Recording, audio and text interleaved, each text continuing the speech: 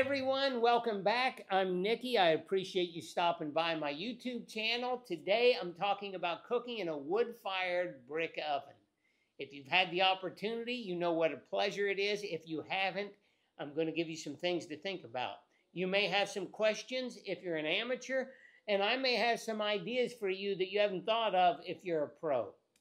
You may wonder, how hot do you make it? Where do you put the fire? Is it safe? How do you know if it's safe to use in the first place if it's not your oven and you're just staying somewhere and they have a brick oven like I am? I'm in Costa Rica right now and they have this brick oven out here and I thought, oh, I got to cook in there. I'll tell you things to think about. If you're a seasoned pro, I've got a tip for you that may really help. Let me know what you think. And if you've worked in one, give me some ideas, please. I need ideas too. Tell me what you're doing with it. And if you have any questions, hopefully I can answer them. Feel free to type them in the comments and I'll answer everything I can. So, let's get started. Okay, let's just talk about the safety because the first thing that has to happen if you're going to work in one of these is it has to be safe. So, what makes it safe? Well, this is what I look for.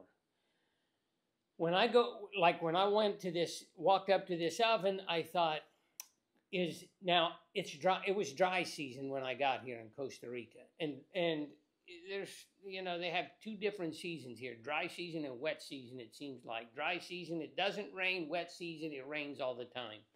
This oven happens to be covered by a metal sheet on the top, so it keeps the rain off if it's raining straight down. If it's in an angle, it can get wet. So, but I came at dry season.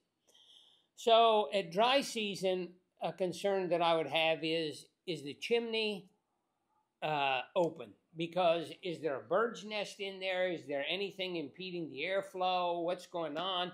And this in particular oven has a little hole on the back. And I didn't know exactly what that hole was for. I thought, I really didn't know. And I thought, well, maybe it's good for airflow. And maybe you could light the fire from behind if you were going to build a fire in the back of it. I just had some different ideas. There was a rock there that I could tell somebody made to put in the hole, maybe to block the air. You have the front door that you can use. So anyway, I started looking at this. Now, if I were anywhere else or if it were wet season here, and I could tell that the oven had been wet, or if you're somewhere that's winter time, or you're in a country where it snows a lot, or you find one that's not covered, like I said, and it's wet, you have to be real careful with that. Because the first thing you want to do is keep the integrity of that oven. And most of the people that build these, they're really proud of what they're doing, and they make them so they work. But when they're wet, it's a different story. Because I don't know if you've ever taken a rock and had it in a campfire and the rock cracks open. I don't suggest putting one in there at all because it can pop and, but I've had a wet rock in a campfire before, and that happened. And I'm thinking to myself, if these bricks are wet and you heat them up and they expand or contract or do whatever that, in certain areas, the oven could crack. Some people say you could blow a hole in it, but I've never seen a hole blown in it, but I definitely believe it. So if it's wet, what you want to do is you want to slowly heat the oven up and dry it out. Do it a few times and just let it dry out and let it sit at a temperature that's not real hot. And then after it's dry, then you can fire it up and it's good to go and it's no problem.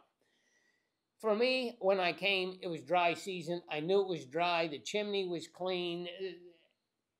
So what I did was I cleaned the whole thing out. There were some ashes inside. There was a rack that I found. There was this big steel lodge plate off to the side. I didn't know everything they were using. So I started thinking to myself as I'm walking on the beach every day, oh, what am I going to make in there? I got this idea, I got that idea. And some people, they want to make pizza, but other people want to make other things. And I do too. Thinking, what all can you make in this? And I'm thinking, well, It's an oven. You can make anything you want in there. And you can build a fire at the same time. So you can roast things if you want, or you can grill fish.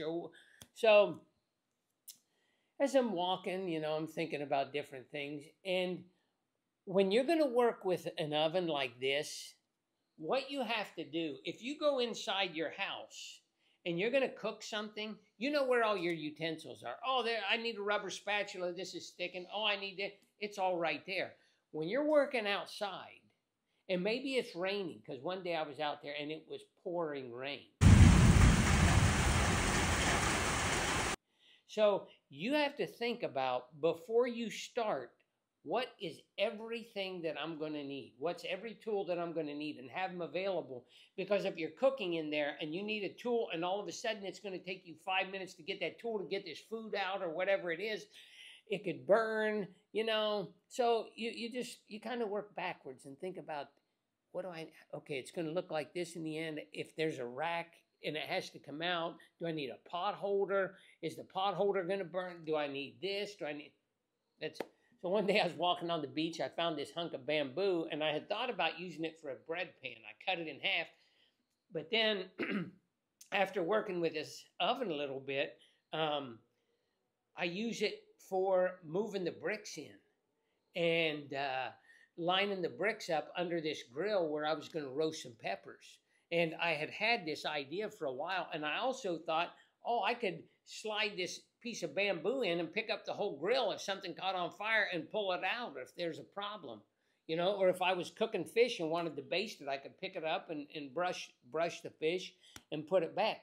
There are so many different variables to working with this oven that you really have to, you got to try different things and figure out what's good for you.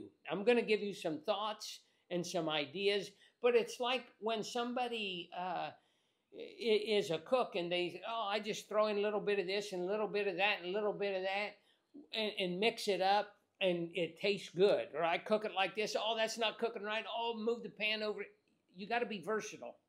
And if you're not versatile and you have to follow a recipe, it's going to be a little bit challenging, because the recipe isn't going to say, hey, the fire's over here, but now it's burned out and now it fluctuates and you're going to move the fire over here to this area. I mean, there's too many variables. So you have to be able to read it and just have fun with it. But once you get your thoughts down and your idea, then you're going to have a pattern of how you're going to cook. Like if you're going to make bread in there 2 or 3 times, oh, you're going to change it. And you may keep I mean, every time I put something in that oven, oh, I change my thought and alter it just a little bit. Now, in restaurants, when people work with those, I didn't work in a restaurant that had these ovens where you do the pizzas and things like that. Some of them are gas powered and they can regulate it so they don't have to worry about the wood going out and having to feed it with more wood and how much smoke is in there and the flames and all that kind of stuff.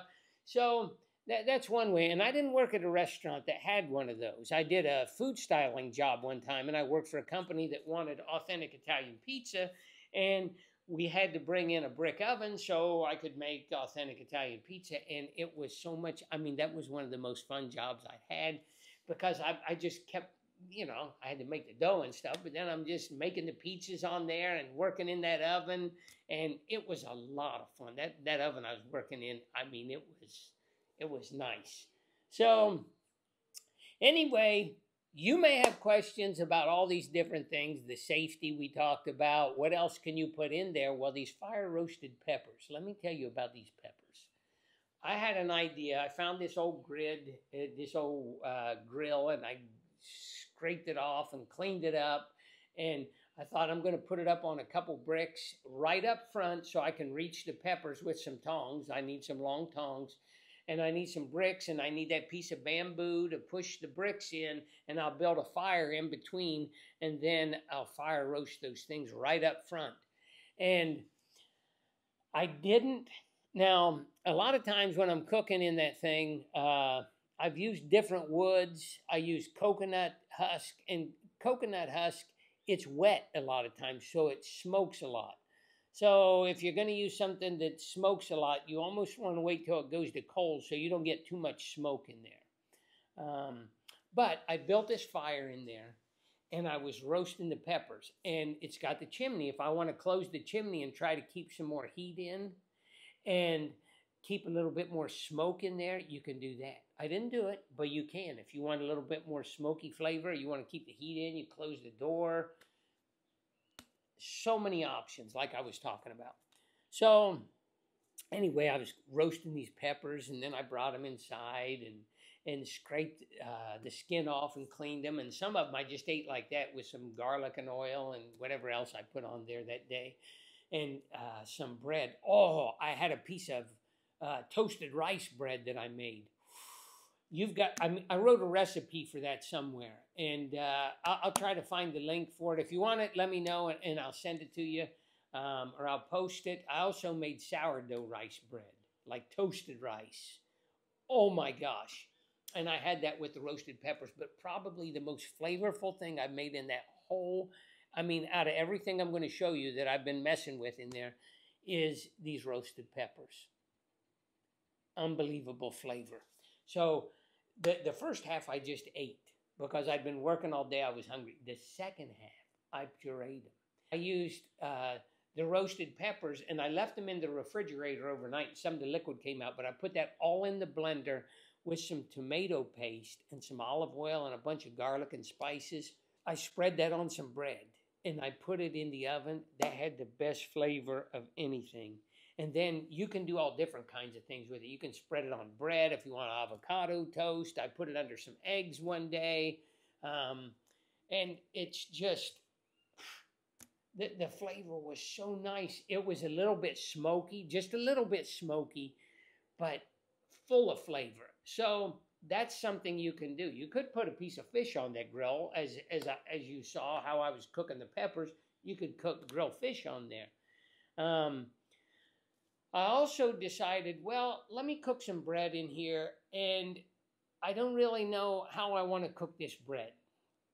I had some ideas, so I thought, well, I'll kind of offset the fire. I'll build the fire in the back of the oven and try to get the heat like a convection in there and just get that thing hot. And you can use a temperature gun if you want, if you have a surface thermometer. And it'll tell you what the surface of the brick is, or you can just build a fire and you can feel kind of when it's ready. Once you start doing this, you don't need that surface thermometer anymore. You have an idea when it's ready to cook.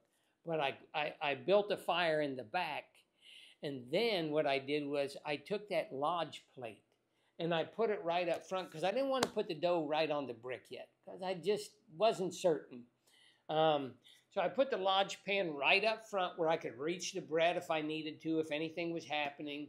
And I cooked right on that lodge pan. Now you could put a piece of parchment in there if you under your bread if you want, but I didn't need the parchment. And I could probably do that if I was just going to cook on the brick, but I wanted to see how this lodge pan worked out. And it fit right in there before I started, so I got it nice and hot. And then I put the bread on that hot pan. Oh my, it was a dream. Came out great. It really did. And it was nice because that flat pan was right up front when I reached in. It was easy to get to. So then I decided it's time to make some pizza in here. And now if you're a professional, tell me if you've tried this. I want to know if you've tried this. But I decided I'm going to make some pizza, but I want to make more than one at a time, and I want them right up front. So I want to build a double-decker oven. I want to cook one on top of the other. So what I thought was keep the fire in the back, prop up this lodge steel pan on bricks, and get the fire going, and get that lodge pan hot, and get the brick hot. And then I can put a pizza on the top and on the bottom. And it worked out, it worked out good. The bottom was not quite as hot as that lodge pan. So if I was going to do it again, I may let the oven just get hot for a while, a while longer, maybe another 15 or 20 minutes. Normally, when I'm going to bake in the oven, I start the fire about an hour.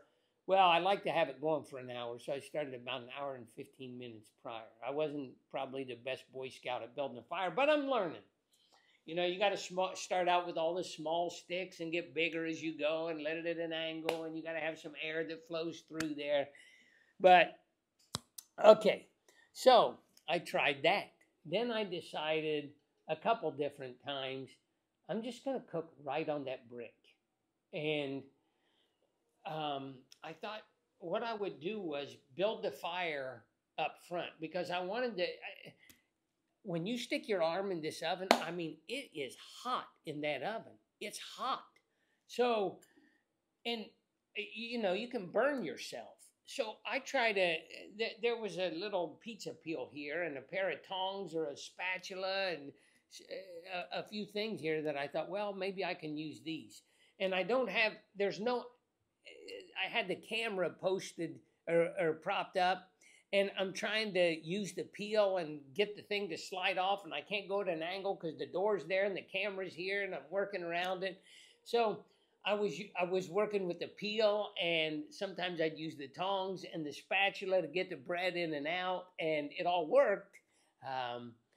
But that's, again, what I'm telling you. You want to make sure that all your tools are ready before you start. And I think the one day that I was doing that, it was pouring rain outside. And then I'd have to walk outside with the bread on the peel and have a stainless bowl over it, because I had to walk through the rain to get to the oven.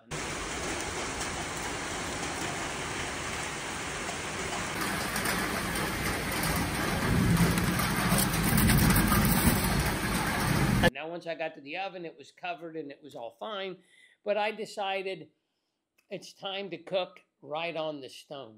And I've made all different kinds of bread in there. I made a garlic bread, and I roasted garlic in there. I roasted garlic in a little foil pouch and made this really good garlic bread. Oh. And if you want the recipes, again, I've already posted them on my other social media. But let me know if you need anything like that, and I'll make sure that you get it. But I tried all different breads. But what I did was I built the fire right up front, and I got the whole front area really hot. And I thought, if I build the fire there and get those coals to heat up the surface of that oven, then what I can do is I can move the fire and bake right on those bricks on the bottom or on the surface. But when I went to do it, there was a wire brush there, and I had cleaned part of the oven with a wire brush initially, and then I used some other sweeper, little broom thing to get the ash out. Well, when it's hot, I can't stick my hand in there with that little wire brush, and that little wire brush didn't work anyway. It might melt it because I had a plastic handle, and the broom might have had plastic on it. So I thought, well, I'm going to use coconut husk. So the coconut husk that I used, I just ripped some off, and I would use it like a broom and move everything to the side and put the dough right on there, and it came out with a wonderful flavor. That smoky flavor, oh, it was so good. It was so good. I made some different breads in there one day. About 4 of them. I made them this size, and I made them all different. I'd put egg yolks on one. I put oil on one, tomato, and I can't remember what I did with that 4th one. But they all came out really nice. Oh, sesame seeds. I put sesame seeds on there. And that one, oh yeah, they were all great. If I was going to give someone some advice on starting with one of these ovens and cooking in this oven, I would probably tell them, if you're going to try to fire roast peppers, or you're going to grill fish or anything like that, that's fine. Try to work right up front with your grill so you can reach everything nice. Get a tool so you can get your grill in and out easy. In case it catches fire, or maybe you have some oil on your fish and it's dripping down and it catches fire so you don't burn your fish. And then you can also make it so you can stoke your fire a little bit and just put some sticks in there to keep the fire going, so you can fire roast the peppers and keep that going. Here are the options when you're doing this. You make the fire up front, and then you push the fire to the back and move it away and bake right on the surface. You put a steel plate in there and you cook right on the steel plate, like that lodge pan that I was using. You double decker it. There's an option for you. And you treat this like, treat it like an oven, treat it like a grill, treat it like a broiler, and just have fun with it. And if there's something that you do with it that's really unique or creative, or just as an idea that you want to share, I would love to hear what you have to say and what you do with yours, or what you think I should do with mine. I hope this was enjoyable for you. And if it was, maybe you'll subscribe to the channel and like this video and share it. I would appreciate that. And you'll come back and have conversations with me in here. And hopefully I can help you in the future. So have a wonderful week.